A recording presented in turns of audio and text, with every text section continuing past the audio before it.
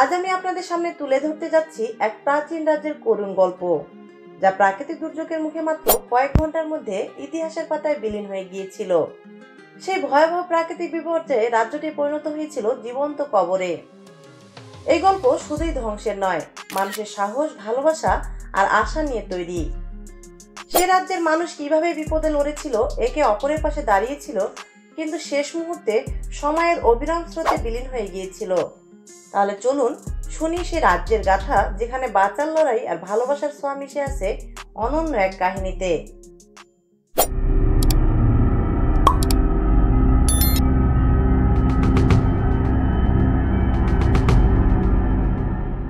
গল্পের শুরুতে আমরা রোমের একটা ছোট গোষ্ঠীকে দেখতে পাই। তাদের মূল কাজ ছিল ঘোড়া পালন করা। এই গোষ্ঠীর একটি ছোট বাচ্চা ছিল, তার নাম মাইলো। একদিন এক রাতে সে তার তাঁবুতে ঘুমাচ্ছিল। হঠাৎ একটা সময় বাইরে প্রচুর চিৎকার চেঁচামেচি শুনে তার ঘুম ভেঙে যায়। মাইলো ঘুম থেকে উঠে বাইরে এসে দেখতে পায় সেখানে রোম সাম্রাজ্যের সৈনিকরা এসে তাদের উপর আক্রমণ করছে। আর এই যুদ্ধে মাইলোর বাবা তার গোষ্ঠীকে বাঁচাতে গিয়ে মারা যায়। তখন সেখানে মাইলোর মা চলে আসে। সে মাইলোকে নিয়ে একটা জায়গায় লুকিয়ে পড়ে, কিন্তু ঠিক তখনই পেছন থেকে একদল সিপাহী এসে তার মাকে ধরে ফেলে। আর মাইলো তখন মাটিতে পড়ে মারা যাওয়ার অভিনয় করে।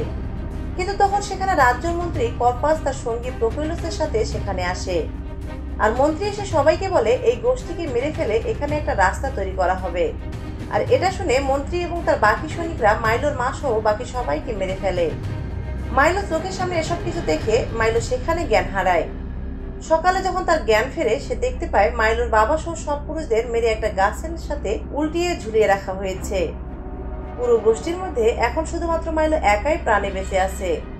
আর কোনো উপায় না পেয়ে সে একাই তার এলাকা ছেড়ে নিরাপদ জায়গার সন্ধানে বেরিয়ে পড়ে। কিন্তু কিছুদূর যাওয়ার পরে রাত হয়ে যায়, আর বৃষ্টির কারণে সে একটা গাছের নিচে ঘুমিয়ে পড়ে। পরের দিন সকালে কিছু লোক তার পাশ দিয়ে যাচ্ছিল, তখন তারা দেখে ফেলে। লোকগুলো মাইলোকে ধরে তাদের সঙ্গে নিয়ে যায়, কারণ এরা ছিল আসলে দাস ব্যবসায়ী, অর্থাৎ তারা মানুষদের ধরে ধনী লোকদের কাছে বিক্রি করে দিত। এরপর আমরা 17 বছর পরের দৃশ্য দেখতে পাই। সেখানে একজন লোককে দেখানো হয়, যার নাম গ্রেসিয়াস। আর এই লোকটা প্রাচীনকালের ফাইট ক্লাব চালাতো। আসলে এখানে দাসদের ধরে এনে লড়াই করানো হতো। ধনী লোকেরা এই যোদ্ধাদের উপর টাকার বাজি ধরতো, আর এখান থেকে বাছাই করা যোদ্ধাদেরকে রাজার সামনে নিয়ে যাওয়া হতো। তখন আমরা মাইলোকে দেখতে পাই। সে এখন একজন যুবক। মাইলো সেখানে থাকা সব যোদ্ধাদেরকে এক এক করে হারিয়ে দেয়, আর এটা দেখে গ্রেসিয়াস খুব খুশি হয়ে যায়। এরপর সমস্ত যোদ্ধাদেরকে বন্দি করে পম্পে শহরে আনা হয়। আর এটা ছিল রোমের একটা রাজ্য। এ শহরের পাশেই বিশাল এক আগ্নেয়গিরি ছিল। সৈনিকরা যোদ্ধাদের বেঁধে রাজমহলের দিকে নিয়ে যাচ্ছিল। যোদ্ধাদের যখন নিয়ে যাওয়া হচ্ছিল, তখন পাশ থেকে রাজকুমারী কেসিও তার সেবিকা আর্টিনের সাথে ঘোড়ার গাড়িতে করে মহলের দিকে ফিরছিল। আসলে তারা রোমে ঘুরতে গিয়েছিল, কিন্তু ঠিক তখনই হঠাৎ করে তার ঘোড়ার গাড়ির একটা চাকা গর্তে করে আটকে যায়। আর এতে করে একটা ঘোড়া পড়ে গিয়ে আহত হয়। ঘোড়াটা যন্ত্রণায় অনেক ছটফট করছিল। মাইলো সেখান থেকে একটু দূরে দাঁড়িয়ে সবকিছু দেখছিল। ঘোড়ার যন্ত্রণা সহ্য করতে না পেরে মাইলো এগিয়ে আসতে চায়, কিন্তু তার সঙ্গে থাকা সৈনিকরা তাকে বাধা দেয়। আসলে এটা এমন একটা সময় ছিল যখন দাসদের কথা বলা, এমনকি নিজেদের মন মতো কিছু করার অধিকার ছিল না। কিন্তু রাজকুমারী কেসি মাইলোকে আসতে বলে। তখন ঘোড়াটার কাছে এসে মাইলো বুঝতে পারে যে তাকে আর বাঁচানো সম্ভব নয়। কিন্তু এই অবস্থায় ঘোড়াটাকে এমন ভাবে ধুকে ধুকে মরতে দিতেও তার মন চাইছিল না। তাই মাইলো ঘোড়াটার কাছে এসে তার ঘাড় ভেঙে তাকে মেরে ফেলে। মাইলোর এই সাহসিকতা আর ঘোড়ার প্রতি ভালোবাসা দেখে কেসি তাকে ধন্যবাদ জানিয়ে গাড়িতে উঠে সেখান থেকে চলে যায়। এরপর সব যোদ্ধাদেরকে মহলে নিয়ে আসা হয়। রাতে কেসি তার ঘোড়া ভেনিসের কাছে আসে, আর তাকে দেখাশোনা করার লোক ফ্লেককে বলে, একেই তৈরি করো, কাল আমি ঘোড়াটাতে চড়বো। অন্যদিকে সব যোদ্ধাদের সাথে মাইলোকে একটা কারাগারে বন্দি করে রাখা হয়েছিল। আর তখন সেখানে থাকা যোদ্ধা আর্টিকাস, যে কিনা এখন পর্যন্ত কোনো লড়াইয়ে হারেনি, সে তার লোকদেরকে পাঠায় মাইলোকে ডেকে আনতে। আর্টিকাসের লোকেরা মাইলোকে ডাকতে আসলে সে বলে, যারা আমার সঙ্গে কথা বলার প্রয়োজন তাদেরকে এখানে আসতে বলো, আমি কেন যাব তার কাছে। আর এটা শুনে আর্টিকাসের লোকেরা মাইলোকে মারতে শুরু করে। তখন সেখানে গ্রেসিয়াস এসে তাদেরকে থামিয়ে দেয়। তখন মাইলোকে আরেকজন যোদ্ধার সঙ্গে একটা কারাগারে আটকে রাখা হয়। আসলে সময়টাতে যোদ্ধাদের সাথে দাসদের থেকেও খারাপ ব্যবহার করা হতো। মাইলোকে যে কারাগারে রাখা হয়েছিল, সেখানে এরিকাস নামে একজন যোদ্ধা ছিল। এরিকাস তখন মাইলোকে বলে, এবারের লড়াই আমার জীবনের শেষ লড়াই, কারণ আমি এটা জেতার পর এখান থেকে স্বাধীন হয়ে বের হয়ে যাব। অন্যদিকে তখন ফ্লেক ভেনিসকে রেডি করে বাইরে নিয়ে আসে, আর তখন হঠাৎ করেই পাশে থাকা একটা জলাশয় থেকে গরম পানির বুদবুদ উঠতে শুরু করে, এমনকি সেখানকার মাটি ফেটে দুই ভাগ হয়ে যাচ্ছিল। ভেনিস ভয় পেয়ে সেখান থেকে দৌড়ে পালিয়ে যায়, কিন্তু ফ্লেক সেখানেই পড়ে যায়, আর কিছুক্ষণের মধ্যে সে ফেটে যাওয়া মাটির মধ্যে সে পড়ে মারা যায়। পরের দিন সকালে সব যোদ্ধারা লড়াইয়ের জন্য প্র্যাকটিস করছিল, আর তখন এরিকাস প্রশ্ন করে, এবার লড়াইতে আমার সঙ্গে কে লড়বে? এটা শুনে মাইলো এগিয়ে আসে, আর তারা দুইজন কাঠের তলোয়ার দিয়ে লড়তে শুরু করে। মাইলো আকারে ছোট হলেও সে তার থেকে বড় এরিকাসকে লড়াইয়ে টক্কর দিচ্ছিল, আর এটা দেখে তখন পেছন থেকে এডিকাসের দলের একজন একটা ছুরি দিয়ে মাইলোকে আঘাত করতে চায়, কিন্তু এডিকাস তাকে মেরে মাইলোকে বাঁচিয়ে নেয়। এদিকে তখন শহরের রোমের মন্ত্রী কর্পাস আর তার সেনাপতি প্রকিলাস এসেছে এই রাজ্যের খোঁজ খবর নিতে। তারা শহরের পাশে একটা জায়গায় ক্যাম্প করে। তাদের সাথে দেখা করার জন্য কেসির মা বাবা রাজা সার্ভারাস আর রানী উড়ে আসে। আসলে পম্পাই শহরের অবস্থা অনেক খারাপ হয়ে গিয়েছিল, তাদের রাজ্যে বেশ কিছু উন্নয়নের কমতি ছিল, কিন্তু তাদের কাছে এত টাকা নেই যে তারা নিজেরাই এসব কিছু ঠিক করতে পারবে। তাই তারা রোমের রাজার কাছে সাহায্য চেয়েছে, আর তাদের সাহায্য করার জন্য ওই রোমের সম্রাট তার মন্ত্রী আর সেনাপতিকে পাঠিয়েছে। সেখান থেকে ফিরে এসে রানী ওরেলিয়া কেসিকে জিজ্ঞাসা করে, তুমি তো রোমে গিয়েছিলে, সেখানে কি অবস্থা দেখে এসেছো?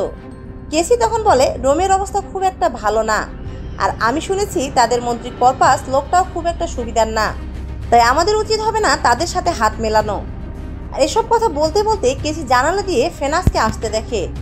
সে দেখে বুঝতে পারছিল ভেনাস কিছু একটা দেখে ভয় পেয়ে এমনভাবে দৌড়ে আসছে, তাই কেসিও দৌড়ে ভেনিসের কাছে যায়। অন্যদিকে সেদিন রাতে কর্পাসের আগমন উপলক্ষে মহলে একটা পার্টির আয়োজন করা হয়। ধনী মহিলাদের মনোরঞ্জন করতে মাইলো আর এডিকাসদেরও সেখানে নিয়ে যাওয়া হচ্ছিল।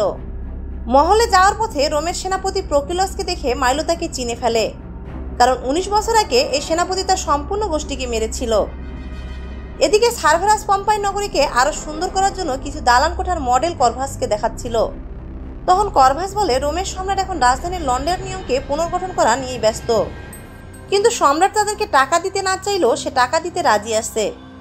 আর এই কর্ভাসের আসল উদ্দেশ্য হলো কেসিকে বিয়ে করে পুরো পম্পে নগরকে দখল করা, কিন্তু কেসি তাকে বিয়ে করবে না বলে পরিষ্কার জানিয়ে দেয়।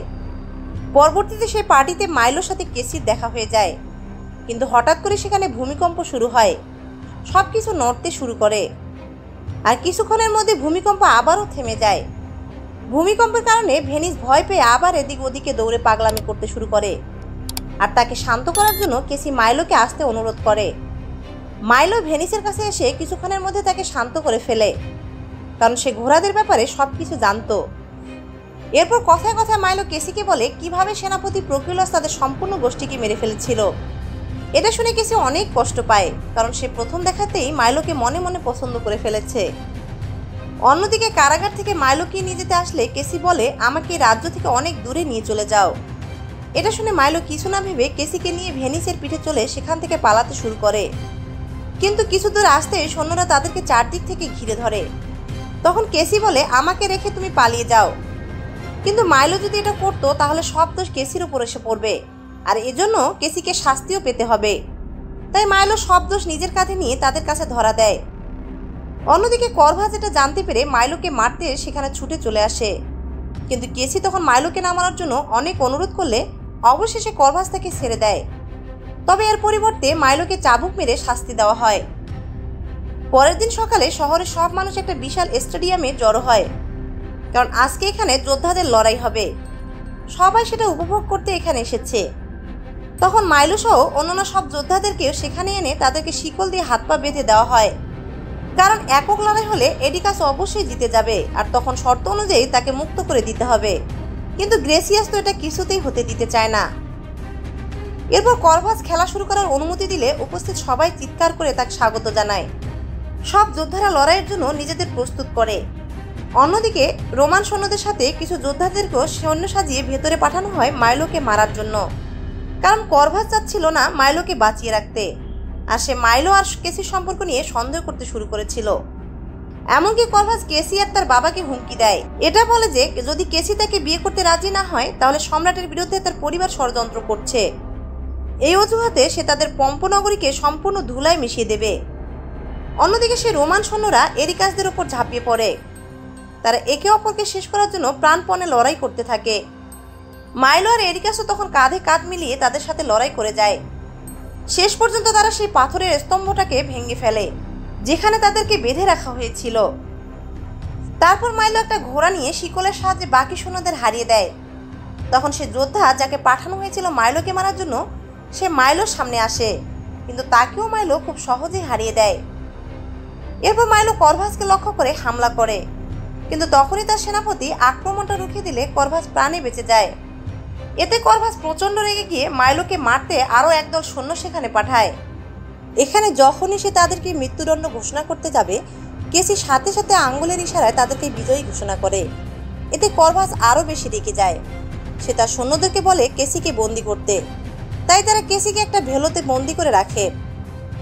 অন্যদিকে করভাস তখন মাইলোকে হত্যা করতে তার সেনাপতি প্রোকিউলাসকে ময়দানে নামিয়ে দেয়, কিন্তু তাদের লড়াই শেষ হওয়ার আগেই শহরের পাশে থাকা আগ্নেয়গিরি ফেটে পড়ে আর তাদের খেলার ময়দান চারদিক থেকে ভেঙে পড়তে শুরু করে। সেই সাথে সেখানকার মাটিও দুই ভাগ হয়ে যায়। মাইলো তখন প্রোকিউলাসকে নিয়ে মাটির নিচে ঝাঁপিয়ে পড়ে, যেখানে ছিল যোদ্ধাদের কারাগার। এখানেই সমস্ত যোদ্ধাদেরকে বন্দি করে রাখা হতো। মাইলো লড়াইয়ের এক ফাঁকে সেখানে সব বন্দীদের মুক্ত করে দেয়। এতে ভয় পেয়ে প্রোকিউলাস সেখান থেকে দৌড়ে পালায়। পালানোর আগে বাইরে থেকে দরজা বন্ধ করে সব যোদ্ধাদেরকে ভেতরে আটকে ফেলে। এদিকে সেই ভূমিকম্পে কেসির বাবা মাও ভীষণভাবে আহত হয়। কেসির বাবা মা দেখে করপাসও সেখানে অজ্ঞান হয়ে পড়ে আছে। এই সুযোগে ওরেলিয়া তার স্বামীকে বলে করপাসকে মেরে ফেলতে, আর রাজা সার্ভারাস সেটাই করতে যায়। তখন করপাস জেগে ওঠে, তার ছুরিটা কেড়ে নিয়ে সার্ভারাসকে মেরে ফেলে। এরপর সে তার সেনাপতি প্রোকিউলাসকে নিয়ে বন্দরে থাকা জাহাজে করে পম্পে থেকে বের হয়ে যেতে শুরু করে। আগ্নেয় লাভার থেকে বাঁচার জন্য সবাই তখন বন্দরের দিকে ছুটছিল, কারণ এই শহর থেকে বের হওয়ার একমাত্র রাস্তা ছিল সমুদ্রপথ। আস্তে আস্তে পুরো শহরটা কালো ধোঁয়ায় অন্ধকার হয়ে পড়ে। অপরাহ্নে আগ্নেয়গিরির বিপুল শক্তিতে বিস্ফোরিত হয়। লাভারের বড় বড় অংশ তীব্র গতিতে শহরের দিকে ছুটে আসতে শুরু করে। এরিকাস আর মাইলো তখন খেলার মাঠে ছিল। তারা ওরেলিয়ার প্রার্থনা শুনে তার কাছে আসে, আর সে ভেলাতে আটকে থাকা কেসিকে বাঁচাতে অনুরোধ করে, আর এটা বলে সে মারা যায়। মাইলো সাথে সাথে কেসিকে বাঁচাতে সেদিকে ছুটে যায়। সমস্ত শহর জুড়ে তখন চলছে ধ্বংসের তাণ্ডব লীলা। আগ্নেয়গিরি থেকে বিশাল বিশাল পাথরখণ্ড এসে শহরের সবকিছু তছনছ করে দিচ্ছিল, আর শহরের সব মানুষ নিজেদের প্রাণ বাঁচাতে পাগলের মতো ছোটাছুটি করছিল। এর মধ্যে কেসিকে যেখানে আটকে রাখা হয়েছিল সেখানকার ছাদ ধসে পড়ে এবং কেসি নিজে আহত হয়।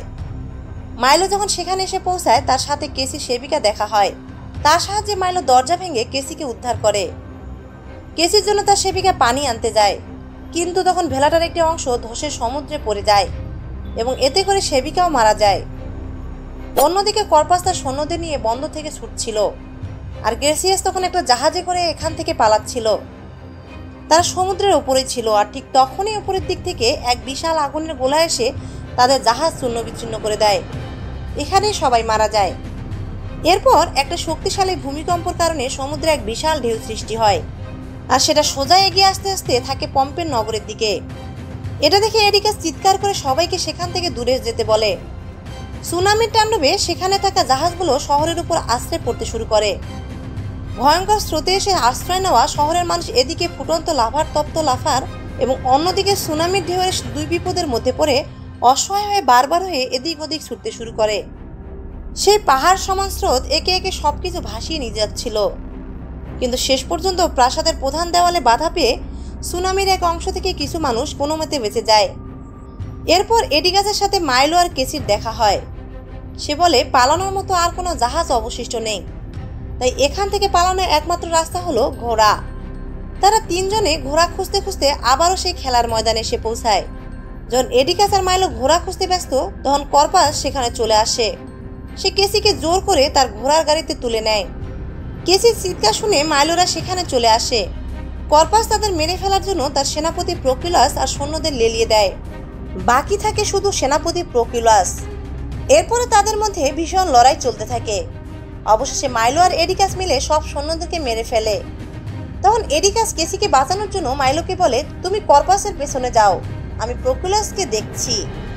মাইলো সেখান থেকে চলে যাওয়ার সাথে সাথে এডিকাস আর প্রকুলাসের মধ্যে এক দুর্দান্ত লড়াই শুরু হয়। আর এই লড়াইয়ের এক পর্যায়ে প্রকুলাস এডিকাসের বুকে তার তলোয়ার বসিয়ে দেয়, কিন্তু এডিকাস তলোয়ারটা ভেঙে সেটা দিয়ে প্রকুলাসের গলায় আঘাত করে তাকে মেরে ফেলে। অন্যদিকে মাইলো একটা ঘোড়া নিয়ে কর্পাসের গাড়ি পিছু করছিল। তখন কেসি তাকে দেখতে পেয়ে নিজের হাতের বাঁধনটা খুলে কর্পাসের উপর হামলা করে। এতে তাদের ঘোড়ার গাড়িটা একটা পাথরের সাথে ধাক্কা লেগে উল্টে পড়ে। মাইলো ছুটে এসে কেসিকে উদ্ধার করে, কিন্তু তখনই কর্পাসের আর তার মধ্যে আবারও লড়াই শুরু হয়ে যায়। আর এই লড়াইয়ের এক পর্যায়ে কেসি সুযোগ বুঝে কর্পাসের হাতটা ঘোড়ার গাড়ির সাথে বেঁধে দেয়। এরপর তারা কর্পাসকে একা রেখে সেখান থেকে চলে যায়। আর তখনই আগ্নেয়গিরিটা আরও একবার গর্জে ওঠে। সে সাথে বিশাল এক আগুনের স্রোতে সে সামনে থাকা সবকিছু ধ্বংস করতে করতে এগিয়ে আসে শহরের দিকে। মুহূর্তের মধ্যে একটা শহর পরিণত হচ্ছিল জীবন্ত কবরে। এডিকাস আগুনের লেলিয়ান শিকারের দিকেই তাকিয়েছিল। সে বুঝতে পারছিল এখান থেকে পালানোর আর কোনো পথ নেই, আর তাই চোখ বন্ধ করে নিজের মৃত্যুকে সাদরে আমন্ত্রণ জানায়। সে চিৎকার করে বলে, আজকে আমার আর কোনো দুঃখ নেই, কারণ আমি একটা দাস নই, বরং একজন মুক্ত মানুষ হিসেবে মৃত্যুবরণ করতে যাচ্ছি। আর দেখতে দেখতে আগুনের লেলিহান লাভা তাকে ক্রাশ করে ফেলে। অন্যদিকে মাইলো আর কেসি এই প্রলয় থেকে নিজেদেরকে রক্ষা করতে দক্ষিণের দিকে ছুটতে থাকে। আর তাদের পেছনে তীব্র গতিতে ছুটে আসছিল সেই আগুনের লাফা। আর তখন হঠাৎ করে তাদের পাশে একটা আগুনের গোলা ছুটে এসে পড়ে। ঘোড়াটা এত ভয় পেয়ে যায় যে ঘোড়াটা লাফিয়ে উঠলে তারা দুইজনে ঘোড়া থেকে মাটিতে পড়ে যায়। তখন মাইলো ঘোড়াটাকে নিয়ে কেসিকে দ্রুত এখান থেকে পালাতে বলে, কিন্তু কেসি না পালিয়ে উল্টো ঘোড়াটাকে সেখান থেকে তাড়িয়ে দেয়, কারণ সে বুঝে গিয়েছিল এখান থেকে পালানোর আর কোনো রাস্তা নেই। আর জীবনের শেষ মুহূর্তে সে তার ভালোবাসার মানুষের সাথেই থাকতে চায়। তাই মৃত্যু নিশ্চিত জেনে মাইলো কেসিকে বলে তার চোখের দিকে তাকাতে। এরপর মাইলো কেসিকে জীবনের প্রথম এবং শেষ চুমু দিতেই আগ্নেয়গিরির শিখা এসে তাদেরকে ঘিরে ধরে। এরপর আমরা দেখতে পাই আগুনের লাভায় পুড়ে তারা দুজন পরিণত হয়েছে শক্ত পাথরে। আর এই দৃশ্যের মাধ্যমে আমাদের আজকের এই করুণ গল্পটা এখানেই শেষ হয়ে যায়। আসলে এই গল্পটা একটা সত্যিকারের ঘটনাকে কেন্দ্র করেই গড়ে উঠেছিল। ওই সময়ে ওই শহরের মানুষ প্রাকৃতিক এই দুর্যোগের কাছে কতটা অসহায়ভাবে মৃত্যুবরণ করেছে। ভালো থাকবেন, সুস্থ থাকবেন, ধন্যবাদ।